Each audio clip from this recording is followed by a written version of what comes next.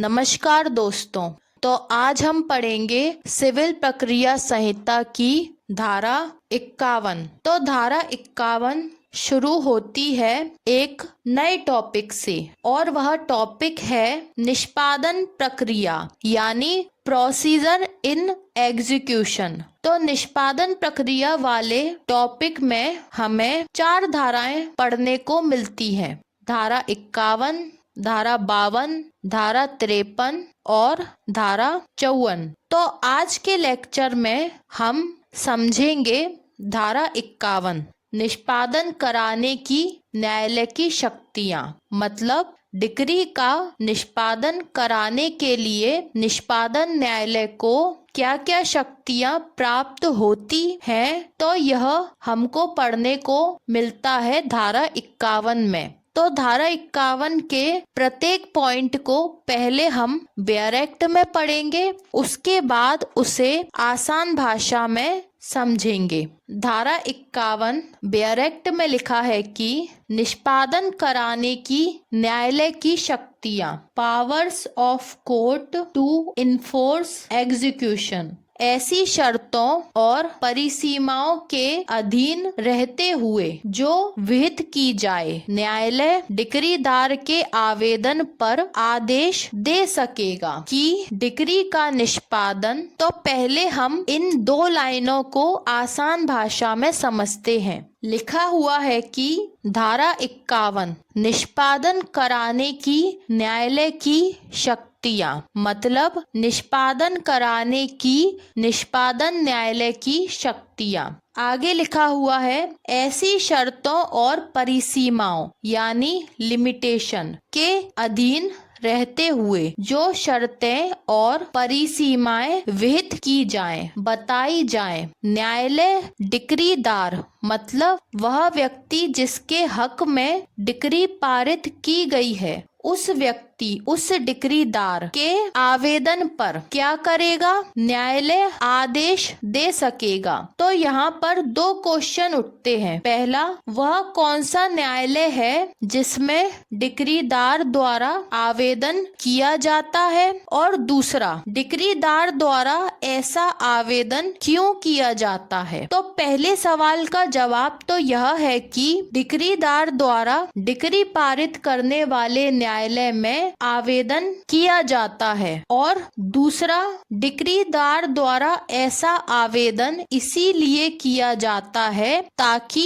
Decree पारित करने वाला न्यायालय डिक्री को निष्पादन किए जाने का आदेश दे सके। तो यहाँ भी एक क्वेश्चन उठता है कि डिक्री पारित करने वाले न्यायालय द्वारा डिक्री का निष्पादन किए जाने का आदेश किसे दिया जाता है। तो इसका जवाब यह है कि डिक्री पारित करने वाले न्यायालय द्वारा डिक्री का निष्पादन किए जाने का आदेश डिक्री का निष्पादन करने वाले न्यायालय यानी निष्पादन न्यायालय को दिया जाता है। तो अब हम यह देखेंगे कि वह कौन कौन से आदेश हैं जो डिक्री पारित करने वाले न्यायालय द्वारा डिक्रीदार के आवेदन पर निष्पादन न्यायालय को दिए जाते हैं। तो डिक्री का निष्पादन करने की जो रीति का से लेकर ड पॉइंट्स में बताई गई है, वही रीति डिक्री का निष्पादन करने वाले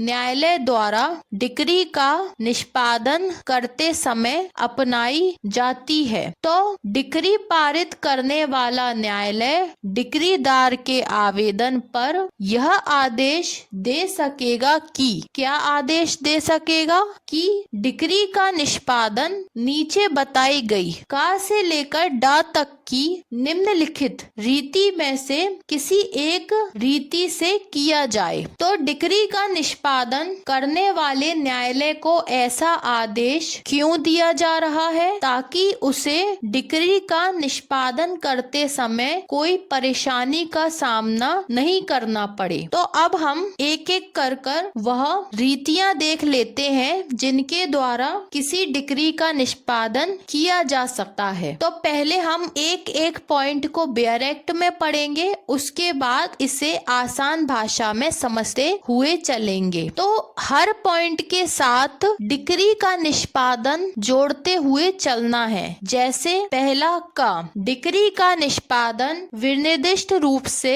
डिक्रित किसी संपत्ति के परिधान द्वारा किया जाए। अब हम इसे आसान भाषा में समझते हैं। पहला का, डिक्री का निष्पादन विनिर्दिष्ट रूप से यानी विशेष रूप से डिक्रित किसी संपत्ति, मतलब डिक्री में बताई गई किसी संपत्ति के परिधान यानी संपत्ति को सौंपकर उस डिक्री का निष्पादन किया जाए। दूसरा ख, डिक्री का निष्पादन किसी संपत्ति की कुर्की और विक्रय द्वारा या उसकी कुर्की के बिना विक्रय द्वारा किया जाए। अब हम इसे आसान भाषा में समझते हैं। ख, डिक्री का निष्पादन डिक्री में बताई गई किसी संपत्ति की कुर्की यानी उस संपत्ति को जब्त करके और उस संपत्ति का विक्रय यानी उसे बेचकर किया जाए, या फिर उस संपत्ति की कुर्की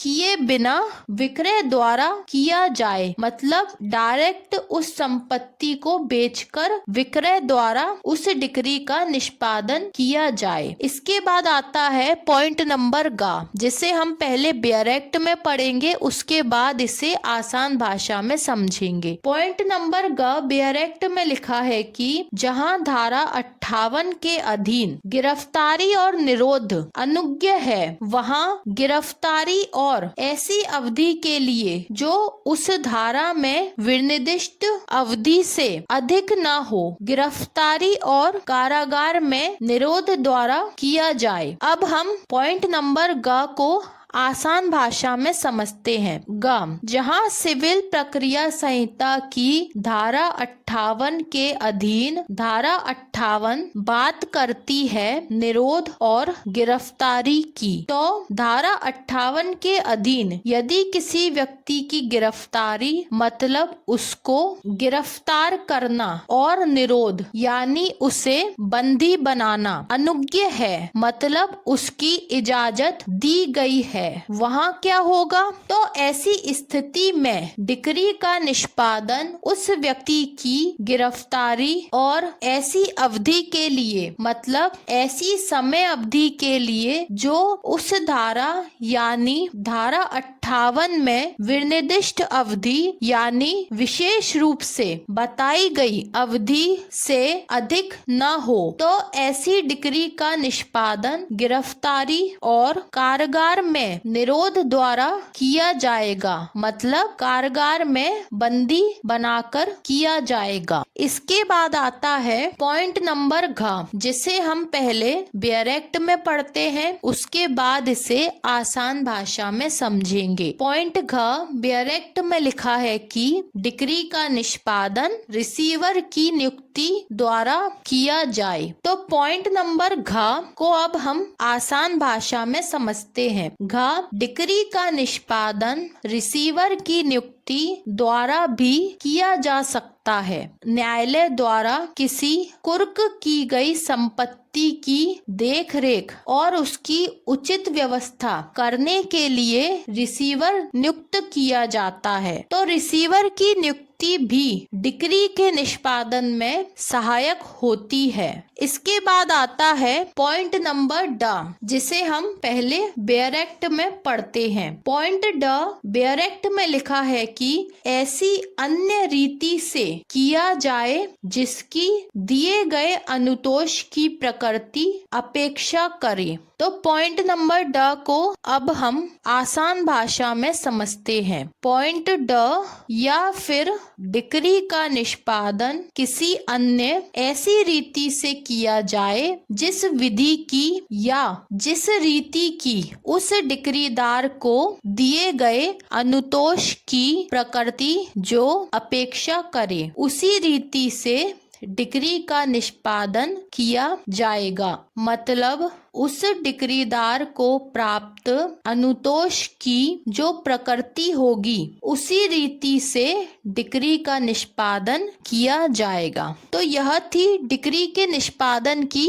लास्ट रीति। इसके बाद धारा 51 में दिया गया है परंतु, जिसे हम पहले पूरा ब्यारेक्ट में पढ़ेंगे, उसके बाद इसे आसान भाषा में समझेंगे। धारा 51 परंतु ब्यारेक्ट में लिखा है कि परंतु जहाँ डिक्री धन के संदाय के लिए है वहाँ कारागार में निरोध द्वारा निष्पादन के लिए आदेश तब तक नहीं दिया जाएगा जब तक कि निर्णित ऋणी को इसके लिए हेतुक दर्शित करने का अवसर देने के पश्चात कि उसे कारागार को क्यों न सुपुर्द किया जाए। न्यायालय का अभिलिखित कारणों से यह समाधान नहीं हो जाता है कि। तो अब हम धारा 51 के परंतु को आसान भाषा में समझते हैं। तो धारा 51 के परंतु में हमें यह बताया गया है कि परंतु जहाँ डिक्री धन के संदाय यानी धन के भुगतान से संबंधित है वहाँ क्या होगा, वहाँ पर कारागार में निरोध यानी जेल में बंद करने का आदेश तब तक नहीं दिया जाएगा, मतलब कारागार में निरोध द्वारा डिक्री का निष्पादन किए जाने का आदेश तब तक नहीं दिया जाएगा जब तक निर्णित ऋणी को उसका हेतुक यानी कारण दर्शित करने मतलब बताने का अवसर नहीं दे दिया जाता, और अवसर देने के बाद उसको कारागार में क्यों नहीं डाला जाए। इसके लिए न्यायालय को जब तक अभिलिखित कारणों से जो कारण क, ख और ग में बताए गए हैं उनसे जब तक यह समाधान नहीं हो जाता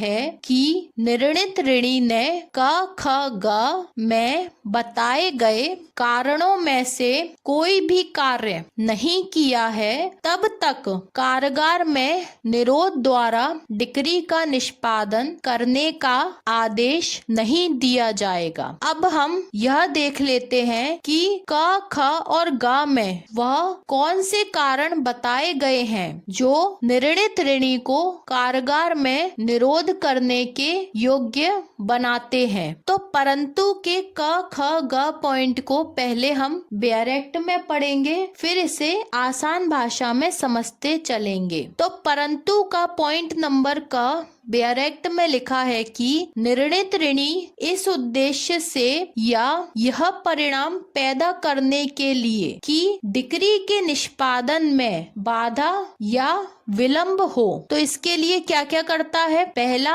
न्यायालय की अधिकारिता की स्थानीय सीमाओं से फरार होने वाला है या उन्हें छोड़ने वाला है, अथवा दूसरा, उस वाद के संस्थित किए जाने के पश्चात जिसमें वह डिक्री पारित की गई थी अपनी संपत्ति के किसी भाग को बेईमानी से अंतरित कर चुका है, छिपा चुका है या हटा चुका है, अथवा अपनी संपत्ति के संबंध में असद्भावपूर्ण कोई अन्य कार्य कर चुका है, अथवा। तो पॉइंट नंबर का और उसके पहले दूसरे पॉइंट को अब हम आसान भाषा में समझते हैं। पहला का, निर्णित ऋणी इस उद्देश्य से या यह परिणाम पैदा करने के लिए कि डिक्री के निष्पादन में बाधा यानी परेशानी या फिर विलंब मतलब देरी हो, इसके लिए क्या क्या करता है। पहला,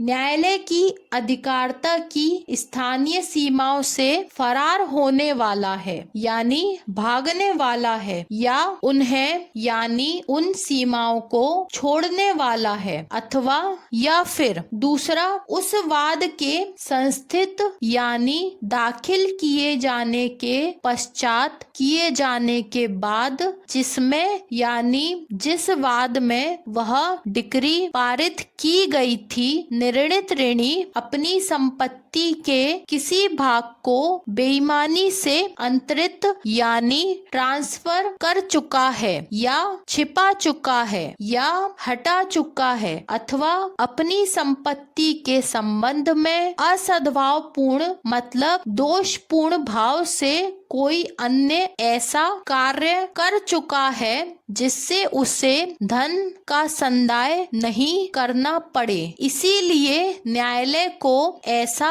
लगता है कि उसकी गिरफ्तारी होना आवश्यक है। अतः न्यायालय कारागार में निरोध द्वारा डिक्री के निष्पादन का आदेश दे सकता है। इसके बाद आता है धारा 51 के परंतु का पॉइंट नंबर ख, जिसे हम पहले डायरेक्ट में पढ़ते हैं, उसके बाद आसान भाषा में समझेंगे। पॉइंट ख डायरेक्ट में लिखा है कि डिक्री की रकम या उसके पर्याप्त भाग का संदाय करने के साधन निर्णित ऋणी के पास हैं या डिक्री की तारीख के पश्चात रह चुके हैं और वह उसे संदत करने से इनकार या संदत करने में उपेक्षा करता है या कर चुका है। अथवा तो अब हम धारा 51 के परंतु के ख पॉइंट को आसान भाषा में समझते हैं। ख, डिक्री में बताई गई रकम या उसके